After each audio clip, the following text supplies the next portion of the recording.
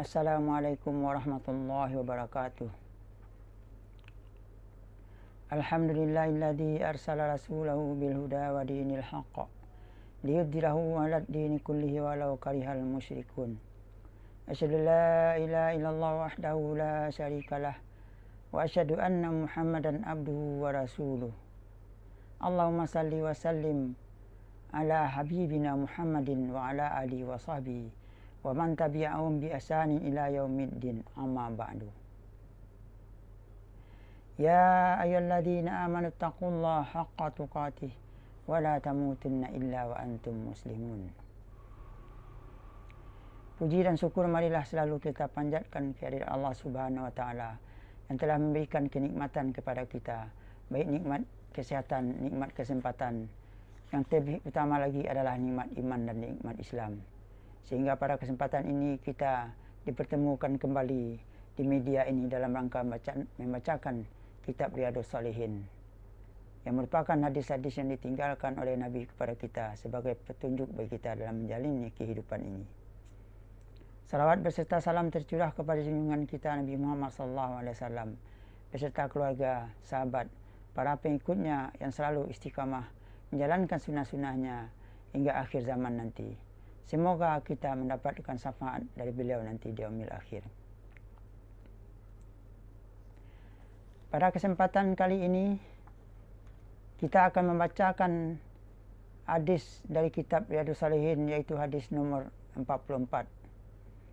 Hadis ini bercerita tentang keluarga Abu Talhah dan Ummu Sulaim yang melahirkan anak-anak yang saleh disebabkan karena keikhlasan dalam membina rumah tangga dan kepasrahan Ummu Sulaim dalam menjalani hidup bersama Abu Talhah.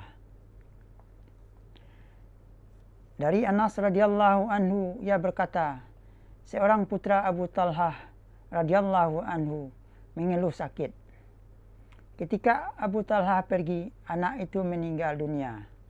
Pada saat kembali, Abu Talhah berkata, apa yang dilakukan oleh putraku?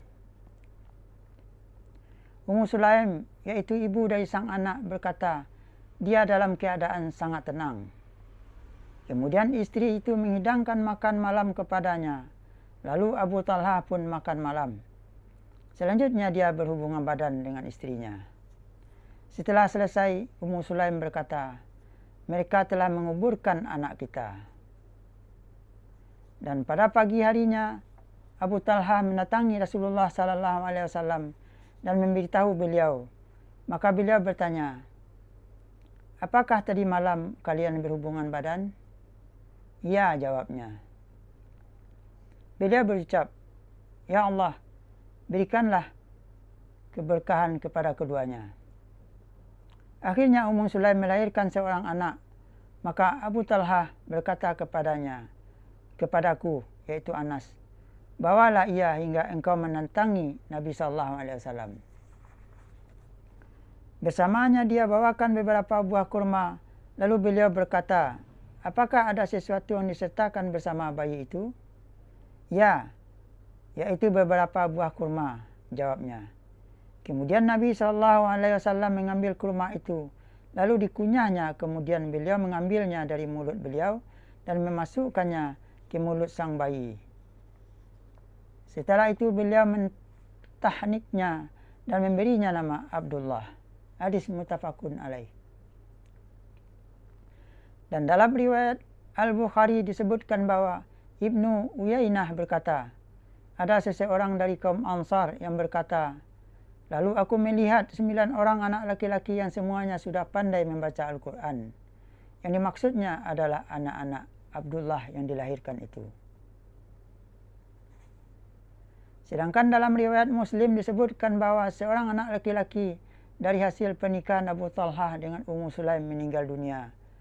Kemudian Ummu Sulaim berkata kepada keluarganya, jangan kalian beritahu Abu Talhah mengenai putranya, hingga aku sendiri yang akan memberitahunya. Lalu Abu Talhah datang. Lantas Ummu Sulaim menyuguhkan makan malam kepadanya.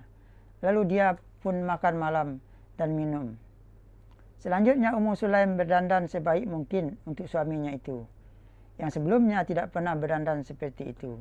Lalu Abu Talha mencampurinya. Setelah melihat Abu Talha kenyang dan mendapat kenikmatan darinya, Ummu Sulaim berkata, "Wahai Abu Talha, bagaimana pendapatmu? Seandainya ada sekelompok orang meminjamkan barang-barang mereka kepada suatu keluarga, lalu mereka memintanya kembali pinjaman mereka itu, apakah keluarga itu berhak untuk menolak mereka?" "Tidak," jawab Abu Talha. Lebih lanjut, Ummu Sulaim berkata, "Kalau begitu, relakanlah putramu." Maka Abu Talha marah lalu berkata, "Mengapa engkau diamkan aku hingga ketika aku telah penuh dengan noda atau kotor karena jima, baru kamu beritahu tentang putraku?" Lebih lanjut dia berkata, kemudian Abu Talha berangkat mendatangi Rasulullah SAW, lalu memberitahukan apa yang telah terjadi. Maka Rasulullah SAW bersabda, "Mudah-mudahan Allah memberikan berkah pada malam kalian berdua." Selanjutnya Ummu Sulaim mengandung. Pada suatu ketika Rasulullah SAW dalam perjalanan bersama Abu Talha dan Ummu Sulaim bersama suaminya. Dan Rasulullah jika mendatangi kota Madinah setelah melakukan perjalanan, beliau tidak memasukinya pada malam hari. Hingga ketika mendekati kota Madinah, Ummu Sulaim merasa sakit perut. Maka Abu Talha pun menungguinya. Sementara Rasulullah SAW terus melanjutkan perjalanannya. Kemudian Abu Talha berkata, "Ya Rabbku, sesungguhnya engkau mengetahui aku sangat senang bepergian bersama Rasulullah SAW dan pulang kembali bersama beliau juga. Dan sebagaimana engkau ketahui, aku tertahan di sini." Maka Ummu Sulaim berkata, "Wahai Abu Talha, rasa sakit perutku sudah hilang. Marilah kita lanjutkan perjalanan." Kemudian kami pun berangkat melanjutkan perjalanan bersama mereka. Dan ketika keduanya telah sampai di rumah, Ummu Sulaim merasa sakit perut lagi. Lalu dia melahirkan seorang anak laki-laki.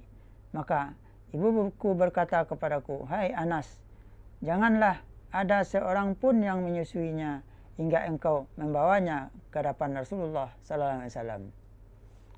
Maka pada pagi harinya, saya membawa bayi itu ke hadapan Rasulullah SAW. Lalu Anas melanjutkan hadis tersebut. Hadis Bukhari nomor 3169 dan Muslim nomor 2144. Kandungan yang terdapat pada hadis ini adalah: pertama, diperintahkan bagi para istri agar berhias untuk suaminya dan memperlihatkannya untuk memancing gairah seksual suaminya, sebagaimana yang dilakukan oleh Ummu Sulaim terhadap Abu Talha radhiyallahu anhu. Dan kemudian ditegaskan oleh Rasulullah SAW melalui doa yang beliau panjatkan untuk mereka berdua, yaitu semoga mereka diberkahi. Yang kedua, diperintahkan kepada para istri agar melakukan segala sesuatu untuk kepentingan suaminya dan berbakti kepadanya, sebagaimana yang dilakukan oleh Ummu Sulaim. Ia menyuguhkan makan malam untuk suaminya, Abu Talha, lalu menyediakan segala kebutuhannya. Baru setelah itu menyampaikan berita tentang kematian anaknya dengan penuh hikmah dan penampilan yang menarik. Kemudian yang ketiga, diperbolehkan menggunakan kata-kata sindiran atau kiasan jika hal itu memang dibutuhkan, dan itu bukan dalam bentuk kebohongan, dengan syarat tidak boleh menyalahkan yang hak dan membenarkan yang salah. Kemudian yang keempat, dikabulkannya doa Nabi SAW ketika Allah Subhanahu Wa Taala memberikan berkah pada malam mereka berdua. Abu Talha dikaruniai Allah seorang anak yang lahir dari hasil hubungan pada malam itu, hingga akhirnya keturunan mereka pun banyak yang saleh. Kemudian yang kelima, barang siapa yang kehilangan sesuatu karena Allah, maka Allah akan menggantinya dengan lebih baik darinya.